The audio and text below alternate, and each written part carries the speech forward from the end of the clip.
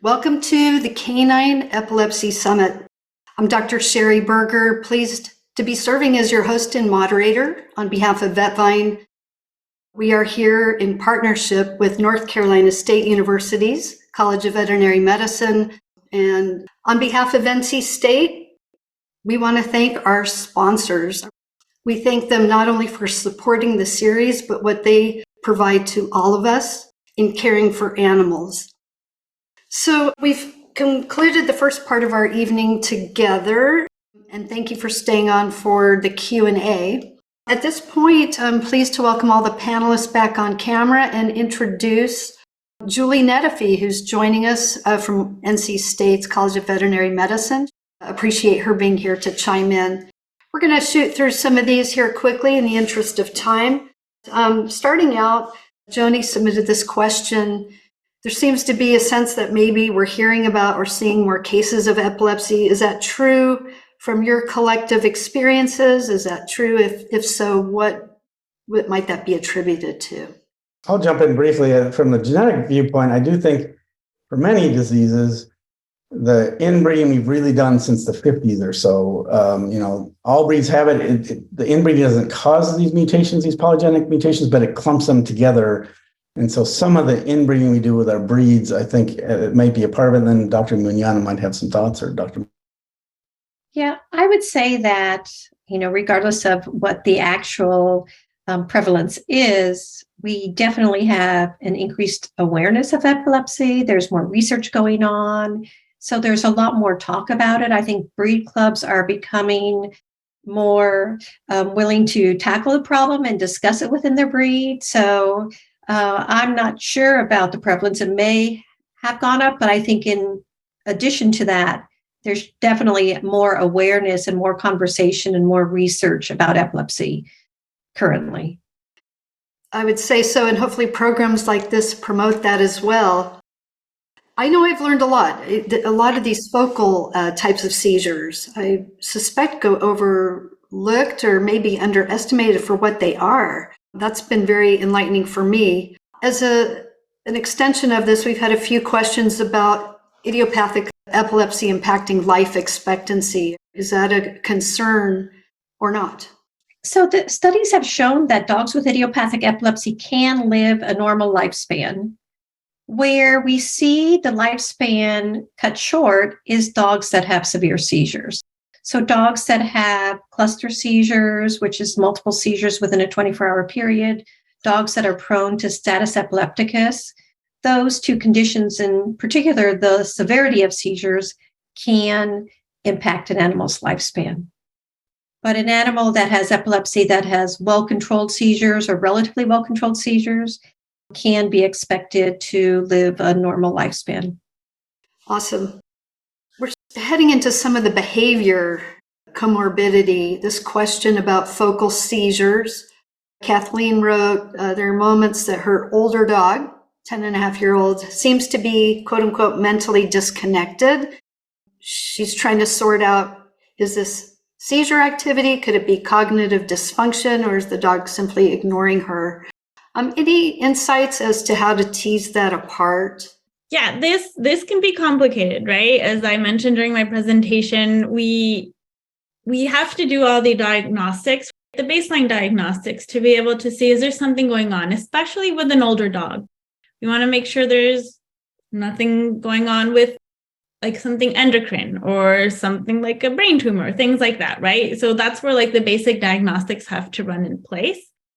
By just looking at them doing these behaviors, we don't have enough information because those are pretty valid options, right? Could it be a focal seizure? Maybe. Cognitive dysfunction at that age? Also maybe. Could he maybe just not be hearing well? Could he be more anxious? So we have to have more information to be able to differentiate that. And I think we can narrow it down, especially with this type of signalment. I don't know what the rest of the panelists have to say. Any input on that, Dr. Mugnana or Dr. Patterson? I would agree with what Dr. Munoz said. Is just, it could be a lot of different things. And that's the challenge that we have in a lot of these cases. So it's all of those have to be considered possibilities. Another on behavior, Deb asked in regard to her dog Ladybug with complicated medical history, has a history of seizures that apparently the full-blown seizures are controlled on Kepper. However, this dog does have episodes where she seems to stare into space, may show some twitching of the eyes. Regarding pre-seizure activity, you talked a little bit about deep breathing, Dr. Munoz. Do dogs have pre-seizure activity that we can learn to recognize and call them out of it? What else can be done? Is there anything that can be done? Yeah, that's a really good question. And we're trying to find out from the behavioral standpoint, right? Because with these seizures where there's not necessarily a loss of consciousness, there's still kind of that activity. In some cases, you could say, like, well, if she's responding, maybe she's not having a seizure, right? But maybe she's having a focal seizure.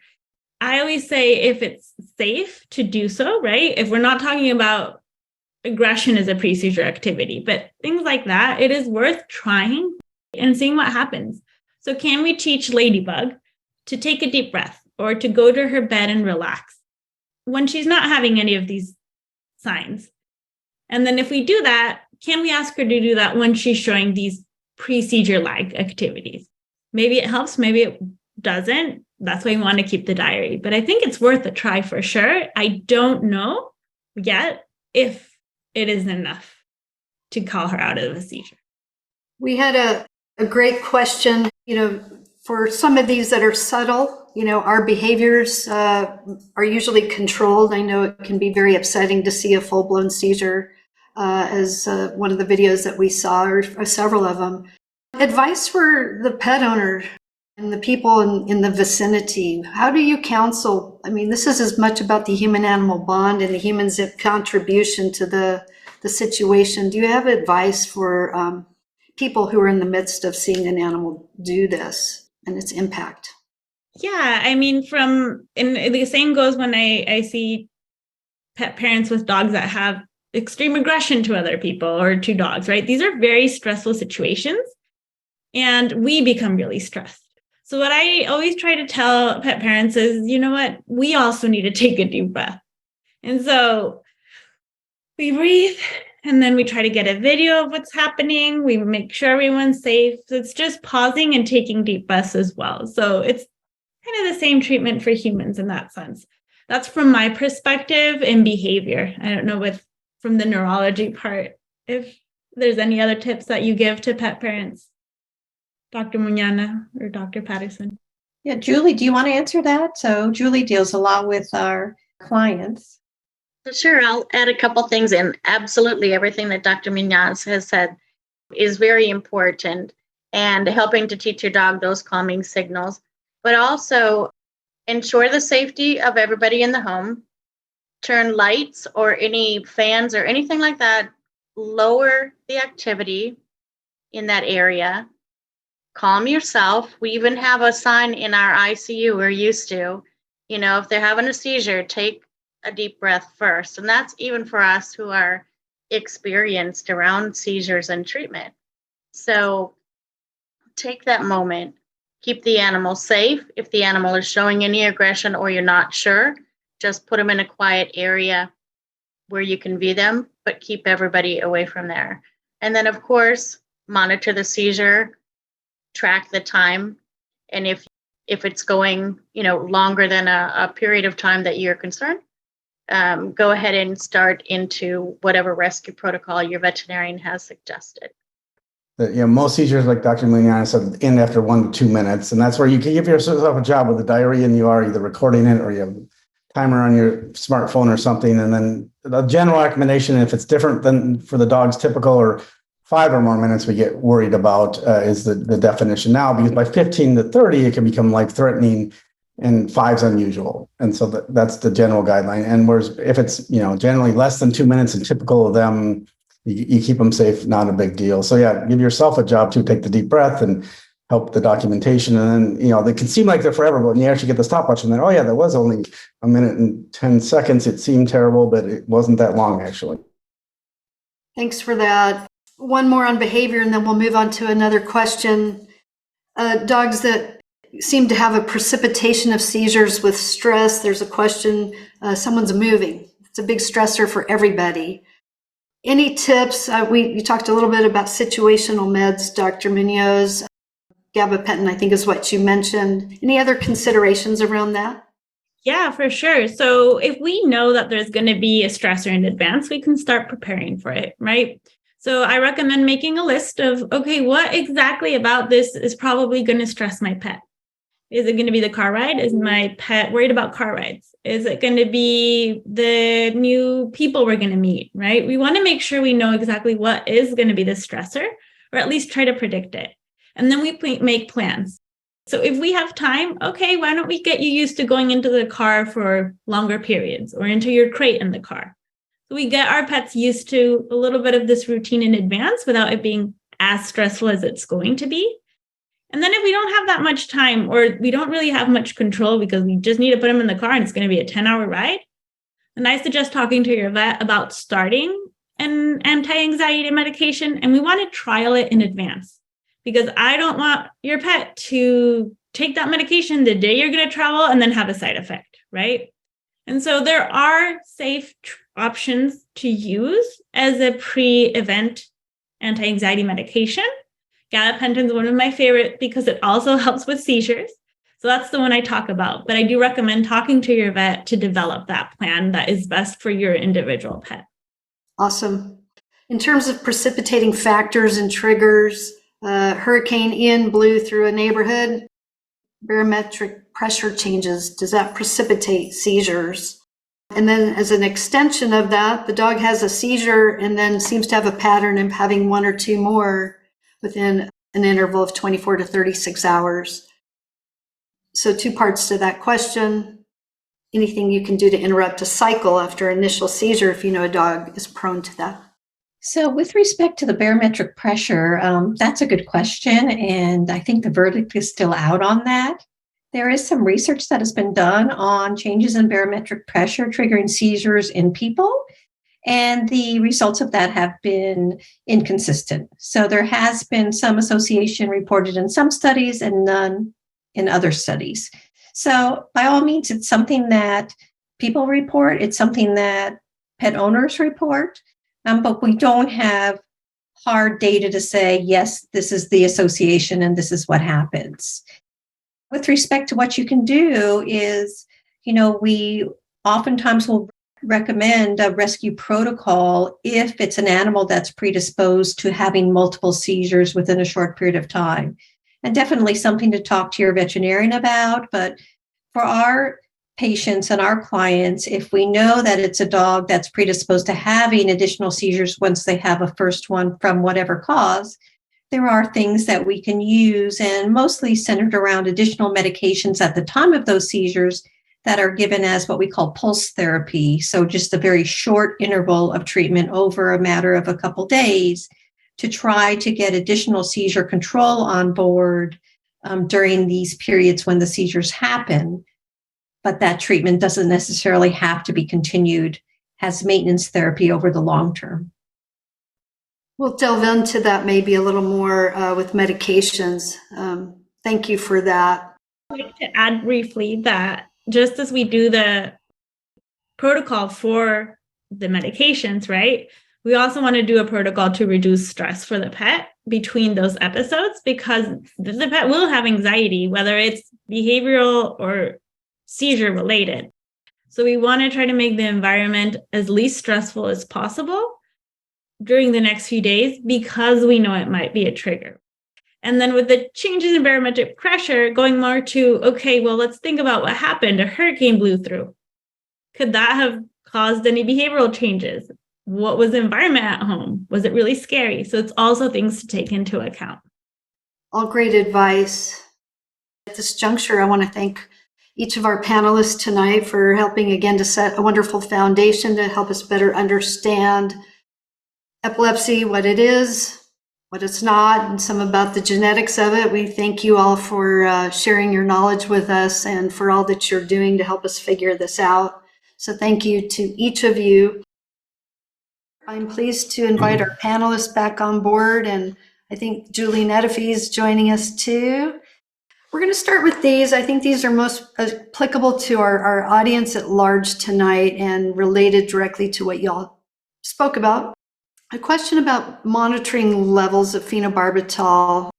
I know you touched on it, Dr. Mignana. Is there anything else to elaborate about testing during peak or trough? So for most dogs, it doesn't matter what time you take the level.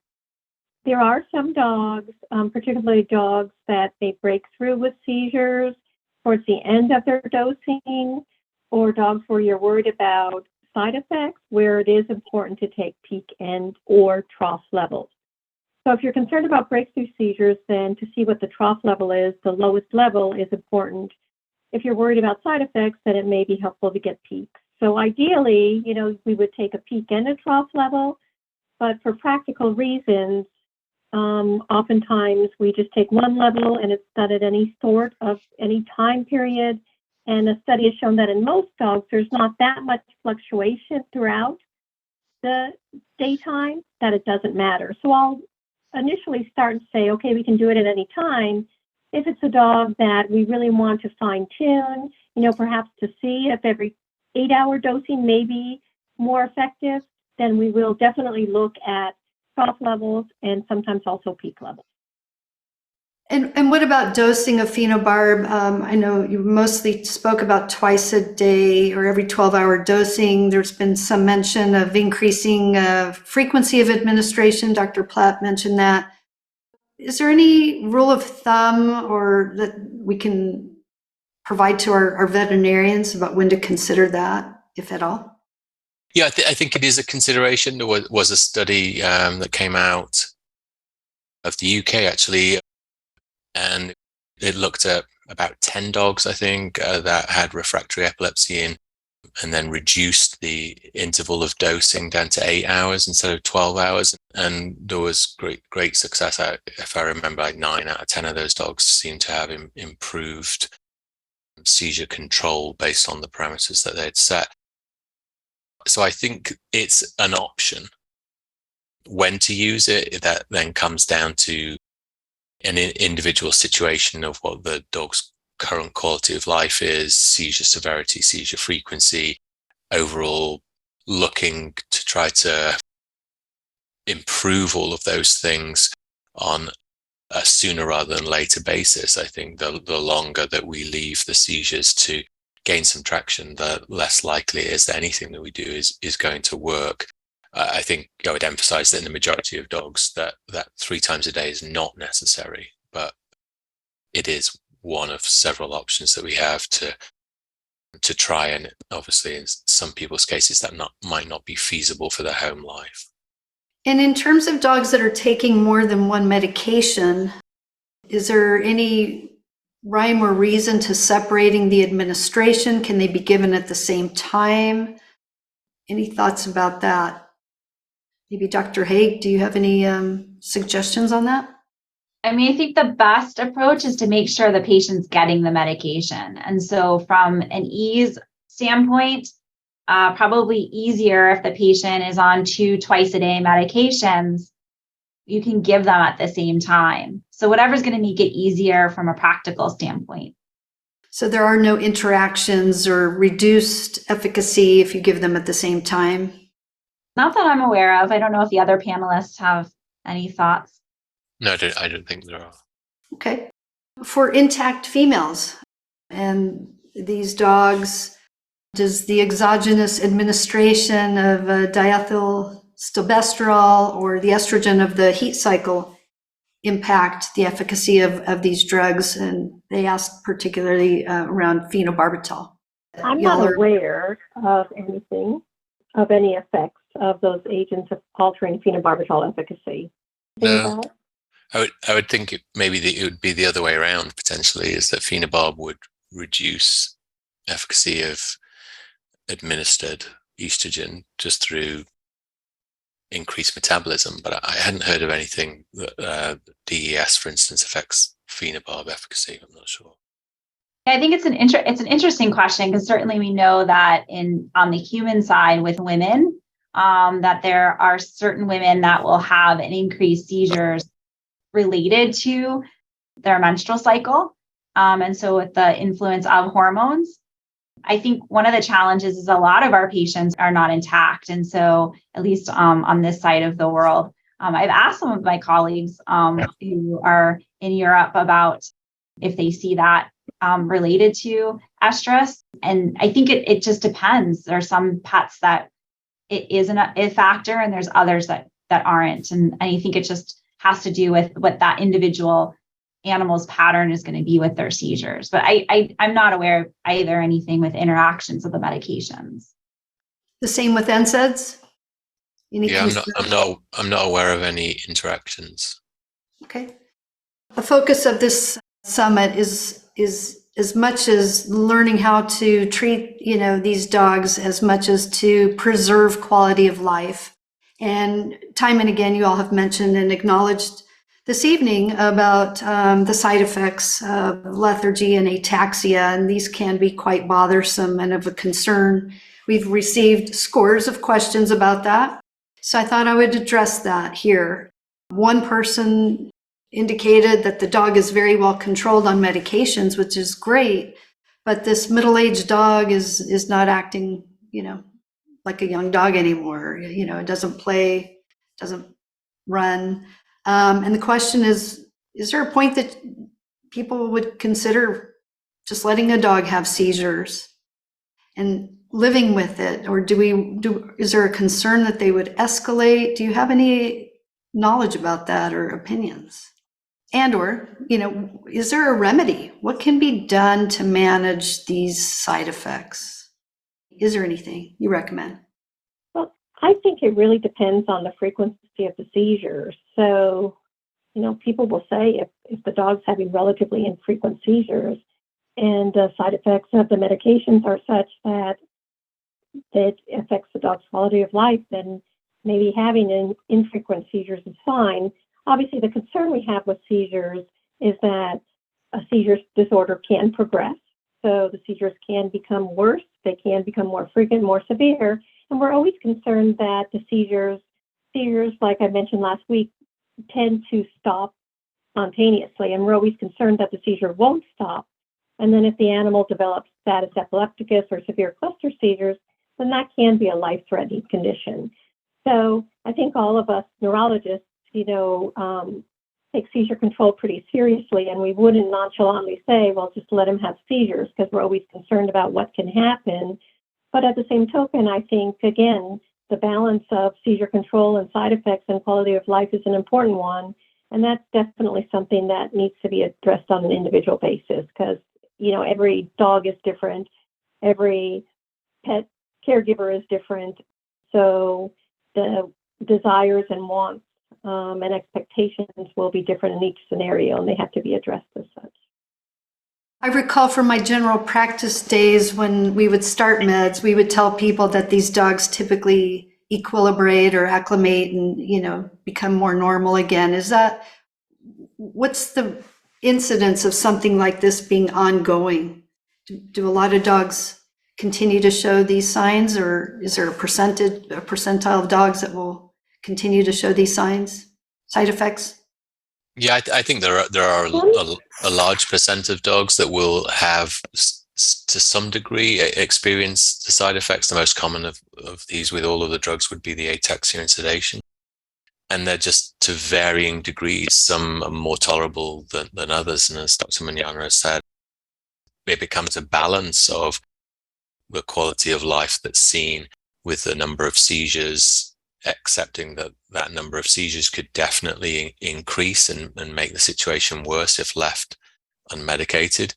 And the quality of life that the owner is prepared to put up with. I think that it's going to be a roller coaster if you add other drugs, because they're going to compound those side effects, but may potentially reduce your seizure frequency. And so ultimately you might be able to find the right concentration of each of the drugs. But as you're going to hear a bit more about next week, perhaps there are other adjunctive measures that could be used, additions such as diet, which may just provide enough extra help that you could reduce one of these medications and therefore improve those side effects. So is it fair to say it's typically dose related or not necessarily dose related? I think it's reasonably dose related, but we see individual sensitivities. Some dogs are much more sensitive than others to the use of these drugs. Any other final words from our panelists? Any other thoughts come to mind as you've listened to each other this evening that you have a burning desire to say to one another? Great job. Great job indeed. We're going to call it an evening, and I really want to thank each of my panelists this evening. You all are wonderful caregivers, and you've done a fine job informing us on the medical aspects of this disease. I thank you all for what you do and for having shared your knowledge with us. Yep, thank you very much. Thank you all. Have a great night. Thank you. Bye-bye. Thanks, Dr. Haig. Great practical information. I know it's going to be helpful to a lot of our audience here. But I do want to invite Dr. Mignana on camera and Dr. Haralambous. Just a question that I thought was applicable to this evening's segment. This was a question regarding someone who has a vagus nerve stimulator at home. And the question was whether or not this could be helpful in staving off a seizure if someone suspects that their dog is about to have one. Any thoughts about that? I can give an answer to that question. So the vagus nerve stimulator, the implantable device, it fires kind of continuously. So it's going to continuously cycle. And oftentimes it's set to cycle, let's say 30 seconds every 5 minutes. So it's going to continuously cycle. In addition to that, sometimes the company provides a magnet where you can actually stimulate the device to go off cycle in addition. So the thought is that if you feel a seizure coming on, you can use the magnet and that may help control the seizures. So in that sense, it can. Otherwise, yeah, I mean, it's cycling continuously. So it is possible that it can prevent some seizures from happening, but not in the sense that, you know something's preictal and it would be coincidental if it's firing at that time with the standard vagal nerve stimulators, if that makes sense. Well, y'all did a wonderful job of condensing so much information in some brief presentations. I want to thank you all. We appreciate everybody's contribution to this series and all that you're doing to help take care of these dogs. You all have laid out made a great segue for next week's final session, in which we'll be addressing quality of life a bit more in depth, talking about quality of life and assessing that and what the future holds. And so I think we have a really special program to be ending on next week. Please continue to tell people about it, as all these sessions are available for viewing on demand. And wishing everybody a good night. So thank you all, and have a wonderful evening. See you next week. Thanks so much, Dr. Mignana, and thank you guys in the Epilepsy Research Lab and for what you all do. And we're going to take a couple of questions right now, and I really am hopeful that our panelists can share some perspectives. We know that veterinarians are incredibly busy in practice. As Dr. Packer indicated, the average appointment time, 10 to 15 minutes. Maybe some people go a little longer. We're rushed. We don't oftentimes have time or make the time to answer questions for our clients. We have a question submitted from somebody here tonight. What do you do when you go to the vet with your prepared list of questions, particularly around medication changes or the addition of medications, and you're kind of basically dismissed, or the conversation takes a different direction and you don't get your needs addressed, is my take on the question. Are there any suggestions on how we can better foster our discussions, address questions of clients, tips for our colleagues? Dr. Packer, do you have anything to add? Do you want to kick that off since you indicated that? Do you have suggestions from your point of view? Absolutely. I think it's very individual practice based in terms of what that practice setup and what the team looks like. As Julie said, there's lots of different members within the team. We're seeing sometimes in the UK that it can be helpful for veterinary receptionists, which are growing as a kind of proto-paraprofession to the veterinary technicians and the veterinary surgeons, to be more upskilled in that area and potentially to be able to communicate more electronically, so for prepared lists to be able to send some of those ahead of time via the veterinary receptionist in some practices, and to be able to prep the vet with that ahead of time. Obviously, for some vets, it may be, as we've indicated, that time is limited. Maybe they had a set idea as to what they wanted to discuss with you. And I think that's one of these moments of conflict where perhaps we're not on entirely the same page at the same time with what's important for each party. Yeah, I think having options to kind of prep before a consult as to what you would like to address and what is important, and different mechanisms by which you can get that information across is really key. We've seen that a little bit more with our epilepsy app, which we run at OVC, where we can have reports emailed directly from the app to vets, so either the neurologist in cases that have been referred, or to the general practice vets that has got, for example, the seizure diary for the intervening period since the last consult, which can be really helpful again in just allowing that vet some time to, if they have a moment before the consult, to get on the same page as you as to where your dog and its epilepsy is at that moment in time. Julie, do you have any suggestions? I mean, obviously you've discussed about leveraging the team, but is there any method that you all utilize at the university to address that? I'm sure it's common. Certainly to echo Dr. Packer's comments, but also, again, leveraging the team and having the primary caregivers that are coming in, understanding a little bit more of the roles of different individuals. And that may, it may be possible that some of those questions certainly can be brought up to whoever is initially seeing that pet. That person may be able to address them directly, and or at least bring those as a highlighted items of interest to the clinician while they're in there. So again, in that brevity of time, since we're all trying to do that, at the same token, help to keep it focused. So bring those questions and identify them, and hopefully they'll get answered during the time. But if not, see if someone on the team can answer them, or if it can be addressed later. Yeah, and I would just emphasize that in that situation, it's really important to advocate for yourself and for your dog, and to say, I'm sorry, my questions haven't been answered. Is there some other way that can? And I think email is a great way to say, well, I still have some more questions. Is it okay if I send these questions via email so that they can be addressed? But I think that's one huge source of frustration, and really impacts the care that the dog receives on both ends. If the caregiver is feeling like there are questions, they have uncertainties that aren't being addressed. Dr. Cooney, any words of wisdom? You talked about advocating. Yeah, I love everything I've heard so far. I would just add in to make sure to rank the questions in order of importance from top to bottom, and leverage telehealth as much as possible. So whether or not that's via email or a follow-up telemedicine discussion via Zoom or phone. All really important. And certainly with this disease, we know we've heard from some people part of this series that were frustrated with their doctor. And I think it all just goes to communications. It's not the competency of the doctor.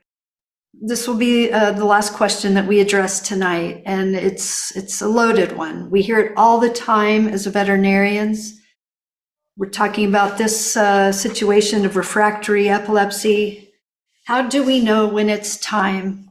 Obviously, it's an individual decision, but for people who have a difficulty even thinking about it, having the conversation, what's a starting point? We realize quality of life is an individual thing, what defines it, but any other thoughts about guiding people around that? Dr. Cooney, you want to start with that? Yeah, this is the space that I spend all my time in, is how do you know when it is time? Usually when that question comes up, there's been a lot of different approaches to the care, right? To keep the seizures under control, whether or not there's other comorbidities that are in place that are causing a decrease in the quality of life. When I come to this conversation, it's often, well, at this stage of the dog's life and their day-to-day existence, what are your goals? To the caregiver, what are your goals and what are your concerns? And if the concerns are that things are going to get worse from here, and we believe that the dog is better off released from their body because things are going to get more difficult, then together the veterinary team and the caregiver can make that decision for euthanasia. And often it's a decision for euthanasia before a crisis presents. And that's often the big concern is, are we at the edge? Are we at the precipice of some sort of crisis event that we wish we could go back in time and prevent?